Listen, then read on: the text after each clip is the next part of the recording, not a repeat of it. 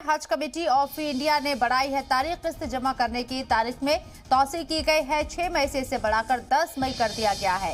आज़मीन को तारीख बढ़ने से राहत मिली है। ये बड़ी खबर सफर हज पर जाने वालों के लिए।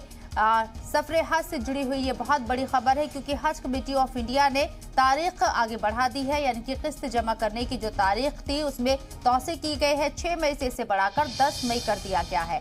हमारे साथ हमारे नुमाइंदे अहमद हुसैन मौजूद है बात करने के लिए। अहमद, कितनी बड़ी राहत सफर हज पर जाने वाले लोगों को?